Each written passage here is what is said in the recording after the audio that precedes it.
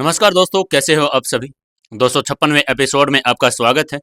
अगर आपने अभी तक चैनल को सब्सक्राइब नहीं किया है तो जल्दी से चैनल को सब्सक्राइब कर लें और कहानी को ज़्यादा से ज़्यादा प्यार देने के लिए अपने दोस्तों तक इसे जरूर से जरूर शेयर करें और कमेंट करके हमें जरूर बताएं कि आपको कहानी कैसी लग रही है। चलिए शुरू करते हैं कहानी। माही की वीडियो देखने के बाद युवराज को माही से नफरत होती जा रही थी। इस नफरत के चलते वो टीना के करीब आता जा रहा था। उधर राधिका को भी सर्जरी के बाद होश आ गया था। राधिका के साथ वाले बेड पर एक अनजान व्यक्ति एडमिट हुआ था, जिसका भी राधिका की तरह चेहरा जला हुआ था और याददाश्त जा चुकी थी। आदित्य ने उस आदमी के इलाज की पूरी जिम्मेदारी ले ली थी। उधर सिंघानिया ग्रुप के फाइनेंशियल रिकॉर्ड में कुछ गड़बड़ी पाई गई, जिसकी इन्वेस्टिगेशन के लिए नैतिक ने युवराज को जल्दी ऑफिस बुला लिया था। वहीं कुणाल एक अनजान व्यक्ति से मिलने गया, जो व्यक्ति युवराज और सिंघानिया ग्रुप को बर्बाद करना चाहता था। कुणाल विला से बाहर निकला तो मुंबई की हल्की हल्की ठंडा हवा उसके चेहरे पर टकराई, लेकिन इस ठंडी हवा का उस पर कोई असर नहीं था। उसका दिमाग तेजी से चल रहा था और दिल की धड़कनें बढ़ी हुई थी। अगर काव्या ने पकड़ लिया तो? हर कदम पर उसे यही ख्याल आ रहे थे, लेकिन कहीं ना कहीं उसके भीतर एक लालच भी था। अगर ये प्लान कामयाब हो गया तो मैं सिर्फ काव्या का पति और युवराज का साला बनकर नहीं रहूंगा, बल्कि खुद का बिजनेस खड़ा कर लूंगा और मुझे इन दोनों की फिर कोई जरूरत नहीं पड़ेगी। जैसे उसने अपनी कार का दरवाजा खोला और अंदर बैठा, उसका फोन बज गया। फोन की स्क्रीन पर काव्या का ही नाम आ रहा था। कुणाल का दिल जोरों से धड़कने लगा। क्या काव्या को कुछ पता चल गया? उसने जल्दी से फोन उठाया और अपनी आवाज को सामान्य रखते हुए बोला, हाँ काव्या। कुणाल, तुम कहां हो? काव्या की आवाज में बेचैनी थी। कुणाल ने अपनी घबराहट छुपाते हुए जवाब दिया, मैं बस काम से बाहर निकला था। क्यों, क्या हुआ है? घर कब तक आओगे कुणाल? काव्या ने थोड़ी जल्दबाजी में कहा। कुणाल अपनी घड़ी देखते हुए बोला, बस मैं रास्ते में हूं, 20 मिनट में पहुंच जाऊंगा। ठीक है, जल्दी आना, मुझे तुमसे कुछ जरूरी बातें करनी है। काव्या ने कुछ पल चुप रहकर कहा। कुणाल ने जब फोन काटा तो उसकी पेशानी पर पसीना आ गया था। काव्या को कहीं शक तो नहीं हो गया? लेकिन अगले ही पल उसने खुद को संभाल लिया। नहीं नहीं, ऐसा नहीं हो सकता, मुझे तो बस संभल कर खेलना ही होगा। 20 मिनट बाद कुणाल सिंघानिया हाउस पहुंच गया। जैसे ही दरवाजा खोला तो देखा कि काव्या हॉल में बैठी उसी का इंतजार कर रही थी। आंखों में चिंता साफ नजर आ रही थी। उसने गहरी सांस लेते हुए पूछा, कहां थे तुम कुणाल? कुणाल ने खुद को सामान्य बनाए रखा और जवाब दिया, बस कुछ जरूरी काम से बाहर था, किसी से मिलना था और किसी से बात करने गया था। काव्या की आंखें शक से भरी थी। उसने अपने दोनों हाथ आगे की तरफ सीने पर बांधते हुए कहा, किससे कुणाल? कुणाल थोड़ा झिझक गया, लेकिन फिर तुरंत उसने संभलते हुए कहा, एक पुराने बिजनेस कॉन्टैक्ट से। काव्या ने अपनी आंखें सिकोड़ते हुए कहा, झूठ मत बोलो कुणाल, मैं जानती हूं कि तुम कुछ छिपा रहे हो। कुणाल का दिल जोर जोर से धड़कने लगा, लेकिन वो फिर भी अपने हाव भाव सामान्य बनाए रखा हुआ था।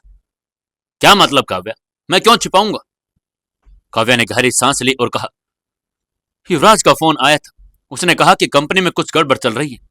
मुझे शक है कि कोई अंदर का आदमी हमारी कंपनी के फंड्स में हेराफेरी कर रहा है। तुम कहना क्या चाहती हो काव्या? कुणाल का चेहरा पीला भी पड़ गया। उसने खुद को संभालते हुए पूछा। काव्या ने उसकी आंखों में झांका और धीरे से बोली, बस यह कि तुम इस खेल में शामिल मत होना। अगर तुम्हें कोई गलत रास्ता दिखाने की कोशिश कर रहा है तो उसे दूर रहना।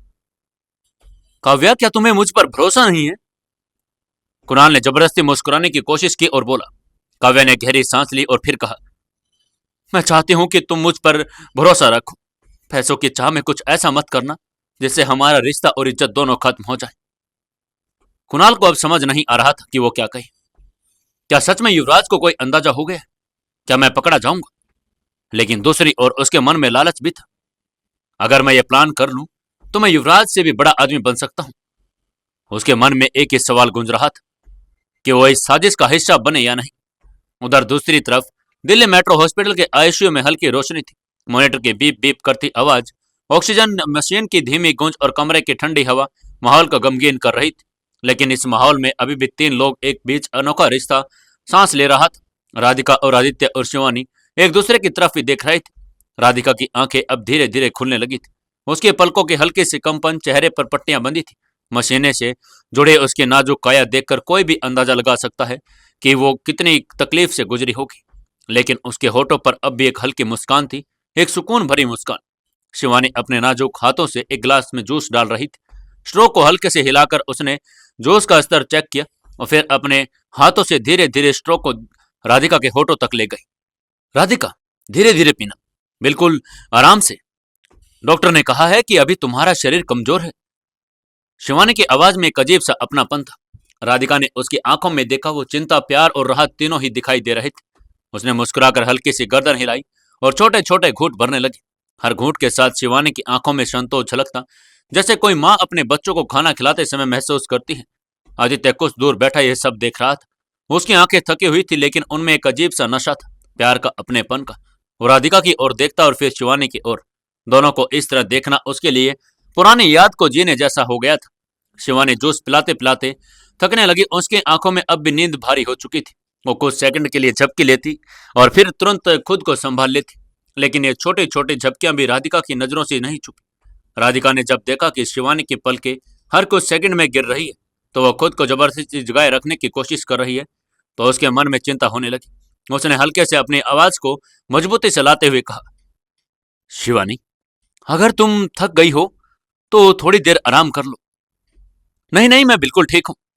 शिवानी तुरंत चौंके और खुद को संभालते हुए बोली।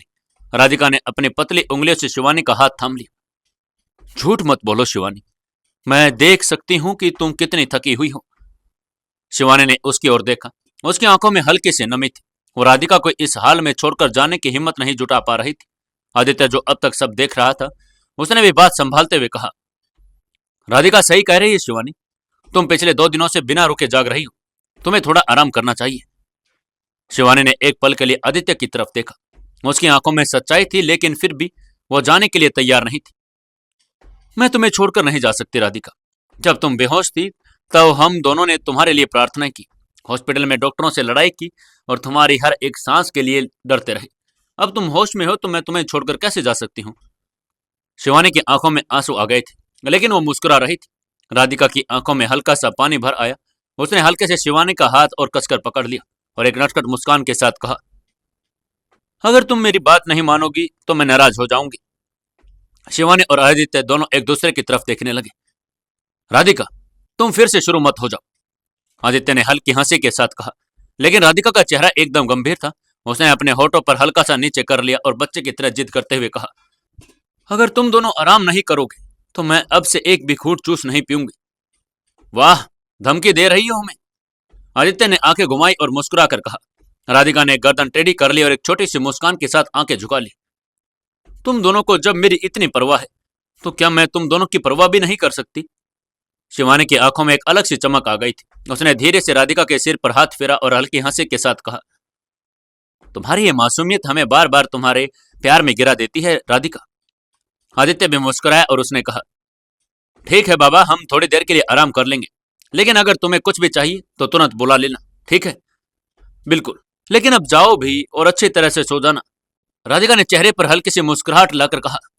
शिवानी और आदित्य ने धीरे धीरे अपने कदम बाहर की ओर बढ़ा दिए। आईसीयू के बाहर निकलते समय शिवानी ने एक आखिरी बार मुड़कर देखा। राधिका अब आराम से लेटी हुई थी और उसके चेहरे पर एक सुकून की मुस्कान भरी थी। आदित्य ने धीरे धीरे उसके कंधे पर हाथ रखा और कहा, चलो थोड़ी देर आराम कर लेते हैं। शिवानी ने गहरी सांस ली और अपनी आंखें बंद कर ली। हाँ, अब थोड़ी देर सुकून से सो सकते हैं। और ये कहते हुए वो दोनों धीरे धीरे रेस्टरूम की ओर बढ़ गए, जहां कुछ घंटे के लिए सही, लेकिन वे अपनी सारी थकान को भूलकर सुकून की नींद सो सकते थे। राधिका के शरीर में अभी भी कमजोरी थी, लेकिन जब से उसे होश आया था उसने महसूस किया कि उसके आसपास किसी की नजरें लगातार उसे घूर रही थी। एक अजीब सा डर उसके दिल में कहीं घर कर चुका था, पर वो खुद को समझाती रही कि शायद ये सिर्फ उसका भ्रम ही था।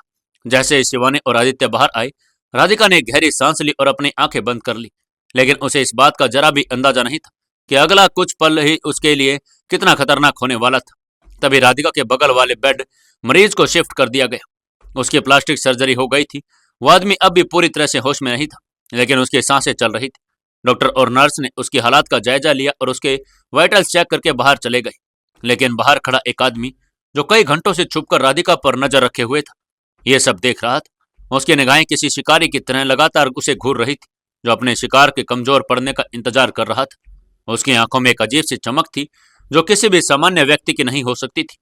जैसे ही डॉक्टर और नर्स बाहर निकले, पूरे आईसीयू में एक अजीब सा सन्नाटा फैल गया। वो आदमी बिना किसी की देरी के अंदर घुस आया। आईसीयू में अब केवल 3 लोग ही बचे थे, राधिका, वो अजनबी और राधिका के बगल में एक मरीज। राधिका अब भी सो रही थी और कम से कम उसकी आंखें बंद थी। उस आदमी ने धीरे धीरे कदम बढ़ाए और उसके जूतों की धीमी आवाज कमरे की खामोशी को तोड़ रही थी।